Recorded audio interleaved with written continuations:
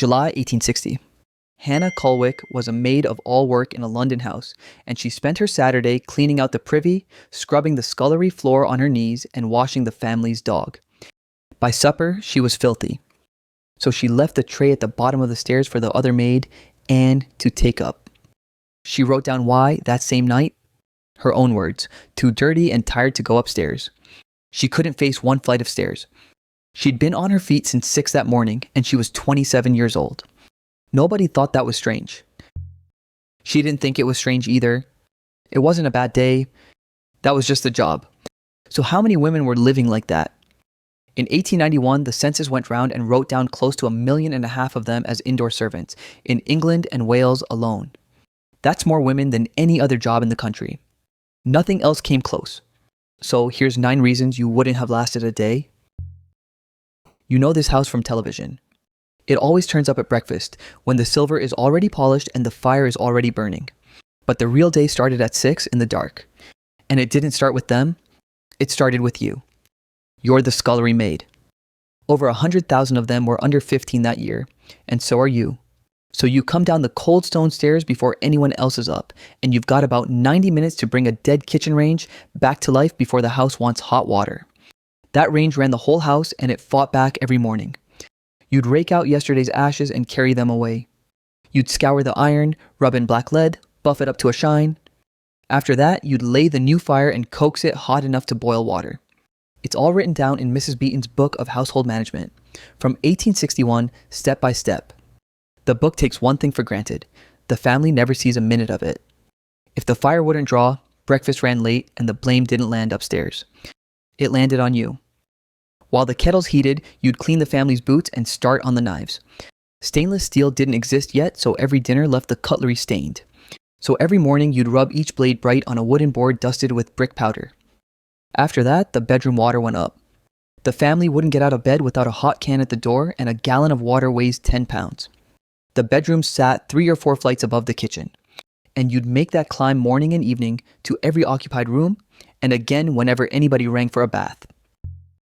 Every warm room in a Victorian house was warm because a servant hauled coal to it. A busy household could burn a ton of coal in a cold month, and all of it moved by the scuttleful, 25 to 30 pounds at a time. You'd carry it from the cellar to whichever of the 6 or 8 fireplaces had gone hungry. And that wasn't the end of it. Each of those grates got raked out, blacked and relit every morning, and you did that kneeling in the ashes before the family woke. The day had barely started. Now add the stairs. How far apart were the 2 ends of that house? A London terraced house stood 4 or 5 stories tall, with the kitchen in the basement and the servants' beds up under the roof. That's 70 to 90 steps between the 2. And you'd climb them with coal, with cans, with trays, with buckets, dozens of times a day. Hannah Cullwick's diaries record day after day of 16 and 17 hours spent exactly like this, and she didn't keep those diaries for a week. She kept them for nearly 20 years. Once a week, on top of all that, came the wash. Laundry day meant lighting the copper before dawn and keeping it boiling for hours. And you'd carry every gallon of that water to it by hand. The soaking, the pounding, the wringing, and the drying could eat the better part of 2 days in a small household. Big houses kept specialist laundry maids for this. Small ones didn't. They kept one girl, and she did the wash on top of everything you've already heard. And before the flush toilet conquered the bedroom floors, somebody carried the chamber pots down, and the polite word for that was slops. Emptying them was the housemaid's first duty of the morning. Every morning, in every bedroom, it came down to you. The novels don't mention it, and the paintings don't either. No servant ever got to forget it. You've seen the row of bells on the kitchen wall. Each one hung on a wire that ran up to a pole in one particular room, and when a bell swung, you dropped what you were doing and went on. So when did that stop for the day? It didn't. There wasn't a shift end, and there wasn't an off switch. The bell rang during your dinner, it rang during the 1 hour you had to yourself, and it rang after midnight. And the answer was always you on those same stairs. You went. Isabella Beeton wrote the era's rulebook for mistresses, over 1,000 pages of it. And in all those pages, she allowed herself one flicker of pity. She spent it on the maid of all work, the lone general servant of a small household. Her life is a solitary one, Beeton wrote, and in some places her work is never done. It's right there in the book the employers themselves read. And they didn't stop hiring. The maid of all work stayed the most common servant in the country. The family's timetable stretched the day from both ends. A fashionable dinner didn't go upstairs till 7 or 8 in the evening. Course after course after course, and afterwards the scullery took the wreckage of all of it. The pans, the coppers, the plate and the grease all scoured by hand, under lamplight, at the end of a day that had started before dawn. So you'd still be drying pots at 11. That wasn't a special occasion. That was a Tuesday. And your 6 o'clock start hadn't gone anywhere. It sat waiting on the far side of a few hours' sleep. Add your week up honestly and you get somewhere between 90 and 100 hours. Now, time off meant one afternoon a week and maybe alternate Sunday evenings. The mistress granted it at her pleasure, and she'd revoke it whenever the house got busy. For comparison, by 1874, the Factory Acts had capped a mill girl's week at 56.5 hours. But nobody ever capped a maid's. By the 1890s, a shortage of willing girls had pushed the standards slightly kinder. And that's what passed for progress. Start with your name because the job took that first. Plenty of families didn't bother learning a new girl's name. They just renamed her. So every footman answered to James or John, and every new maid to Mary or Emma. The employers wrote it up as convenience. But here's what it meant. Your name came off you at the door. And it wasn't the last thing the job took. Because the grander the house, the more it ran on one simple rule. The family should never have to watch the work happen. So the architects built the invisibility into the walls. You'd take the second staircase, the bare one, while the family took the carpeted one. The door between the two worlds got lined with green baize so the kitchen noise couldn't cross over. And the rules weren't just habit. They came printed. One manual for servants told maids never to let their voices be heard by the ladies and gentlemen of the house if they could possibly help it. Another rule had them stand back when they met one of the family on the stairs. The house looked like it ran itself. That was the point of view. So how far could a rich man push that? At Welbeck Abbey, the 5th Duke of Portland took it to its logical end. He dug miles of tunnels and underground rooms beneath his estate. And a servant who met him above ground didn't greet him. She passed him as if he weren't there. He died in 1879, one of the richest men in England, and he'd arranged his entire world so that he never had to be looked at either. So what did all of that pay? Mrs. Beaton's 1861 wage table prices a maid of all work at £9 to £14 a year, and a scullery maid could start as low as £5. Bed and board came on top, and that's the entire argument for the trade. The wage was pocket money, the keep was the pay. So in cash, at £10 a year, you'd have drawn about 46 old pence a week. Now put that wage next to a loaf of bread. A big 4-pound loaf cost around 7 pence in the 1860s. So a maid's whole week of cash cleared about 6 loaves. That's it. That's the number for the week you've just heard described. The bed was real and the dinners were real, but the cash was pocket change and everybody involved knew it. And the job billed you for turning up. You'd normally supply your own uniform.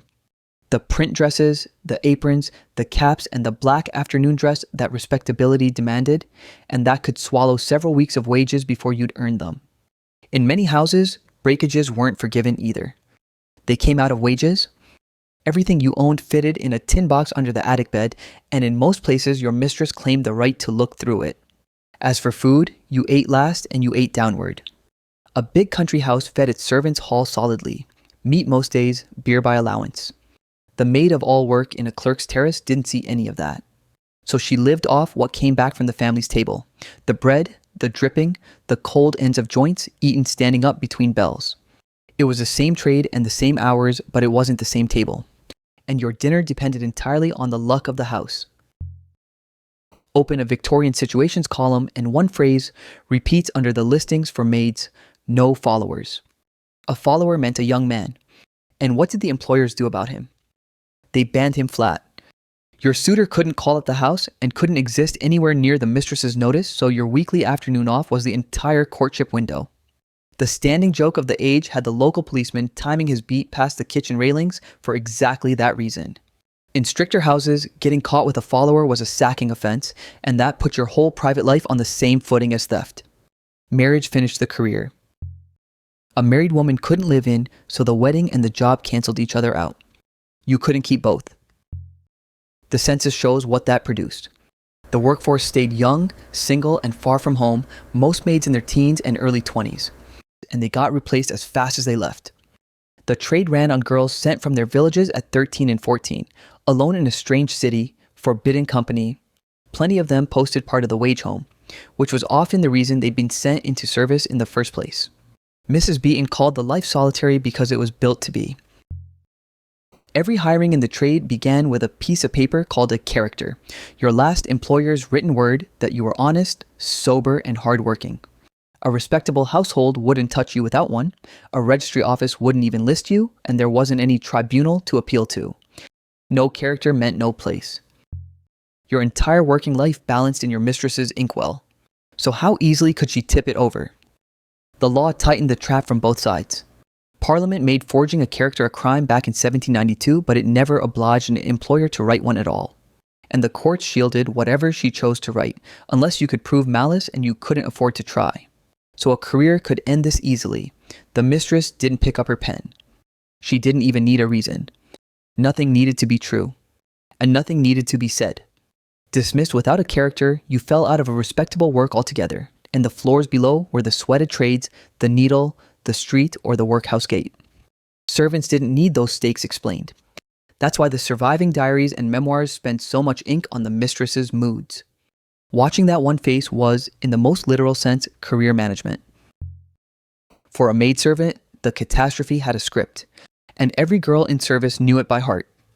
If she fell pregnant, she was dismissed the moment it showed, almost always without a character, and the father didn't face anything of the kind.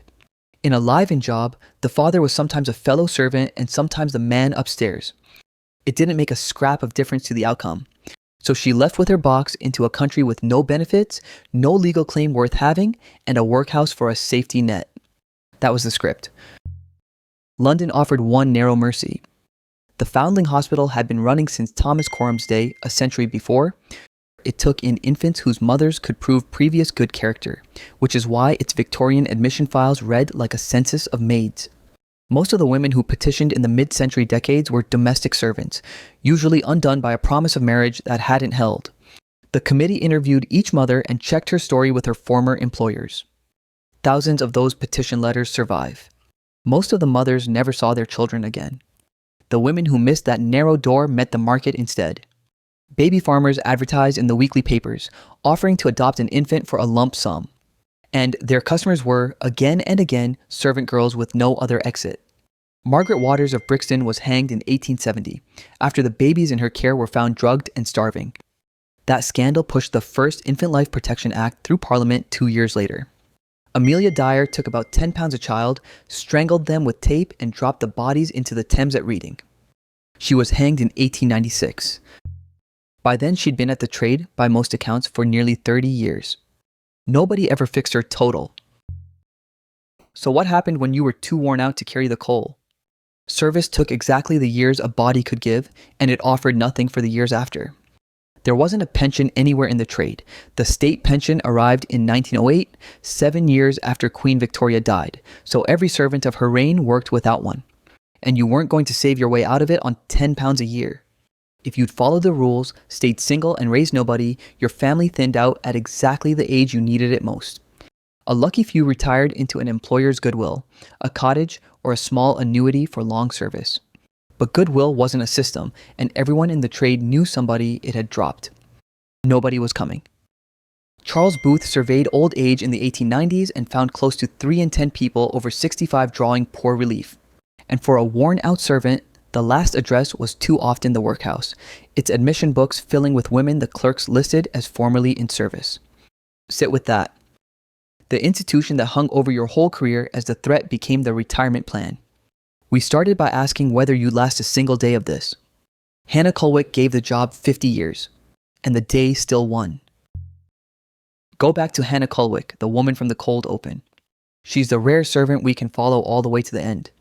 Born in Shropshire in 1833, she'd been sent out to work by the age of 8, and she scrubbed, hauled, and black-leaded through the best part of 50 years. She only kept those diaries because a barrister asked her to. His name was Arthur Munby. Munby was obsessed with working women, and with Hannah above all.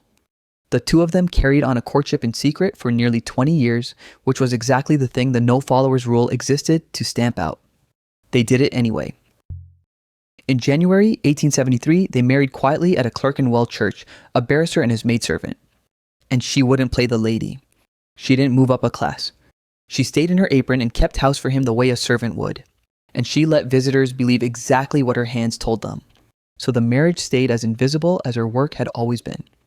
In later years, they lived apart more than together, and she died back in Shropshire in 1909, in her 70s, known to her neighbours as a servant of the old sort. Arthur Munby died a few months after her in 1910, and his will told the world what he'd done with his life. The newspapers couldn't leave it alone for a week. His trunks of diaries and photographs went to Trinity College, Cambridge, sealed on his instruction until 1950. When scholars finally opened them, out came the fullest record that exists of a Victorian servant's working days, hour by hour, year after year. Nearly 1.5 million women were doing that work when the century turned, and almost none of them left a single written day behind. You know the drawing room because the drawing room wrote the books. Hannah wrote hers at night, on aching knees, after the privy and the dog, and that's the only reason anyone can tell you what the work actually was. That's the story. And thanks for sticking with it. This channel runs on days like Hannah's, so if that's your kind of history, there's more of it here. And if you know a job nobody could survive a day of, put it in the comments. See you in the next one.